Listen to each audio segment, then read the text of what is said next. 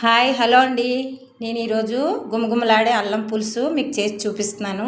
చూడండి, ఈ విధంగా బాండి పెట్టుకున్నాను. చూసారు కదా, ఒక 3 స్పూన్లు ధనియాలు వేసుకున్నాను. వేపుకోవాలి దోరగా, లైట్గా వేపించుకొని 2 స్పూన్లు వాము. చూసారు కదా, ఇలా వేపుకోవాలండి. ఇది ఈ రోజుల్లో చలికాలం, వర్షాకాలం చాలా మంచిదండి. జలుబులకి దగ్గులకి బాగా పనిచేస్తుంది. 1/2 టీ స్పూను మిరియాలు వేసాను, 1 స్పూన్ జీలకర్ర వేసాను. చూసారు కదా, ఇంతే. ఒక 3 యాలక్కాయలు ఇవి వేపేసి పక్కకు తీసేసుకోవాలి. మిక్సీ పట్టుకోవాలన్నమాట.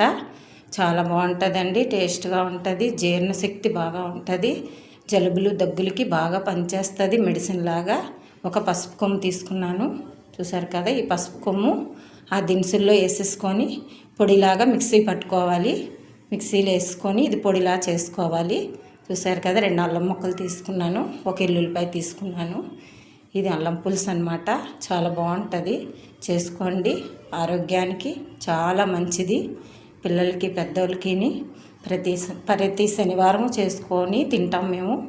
చాలా మంచిదన్నమాట. జీర్ణశక్తికి బాగా ఉపయోగపడుతుంది. ఇది ఒక మెడిసిన్ లాగా పనిచేస్తుంది. బాగా ఉంటుందండి, చాలా బాగుంటుంది, టేస్ట్గా ఉంటుంది. చాలా సింపుల్, ఈజీ అన్నమాట. చూసారు కదా, ఇలా ముద్దగా మిక్సీ పట్టేసుకోవాలి. ఈ మిక్సీ పట్టుకున్నాక పోపు వేసుకోవాలి. ఆవాలు వేసుకున్నాను, ఒక 1/2 టీ స్పూను మెంతులు వేసాను. ఇది పోపు అన్నమాట. పోపు పెట్టుకోవాలి. ఆ ముద్ద 5 ఎండుమిరపకాయలు వేసుకున్నాను, పచ్చికరివేపాకు వేసుకున్నాను, ఒక ఉల్లిపాయ వేసుకున్నాను, ఒక 4 పచ్చిమిరపకాయలు. ఇది పోపు బాగా వేగాలి. వేగినాక ఈ వేపుకునే ముద్ద వేసుకోవాలన్నమాట పోపులో. చూసారు కదా, ఇలాగా చింతపండు ముందుగా నానబెట్టి ఉంచుకోవాలి. దీనిలో చింతపండు పులుసు వేసుకోవాలి.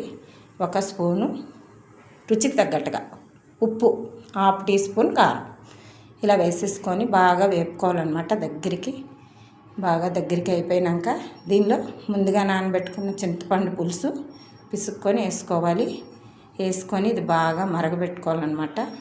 చాలా రుచిగా ఉంటుంది, టేస్ట్గా ఉంటుంది.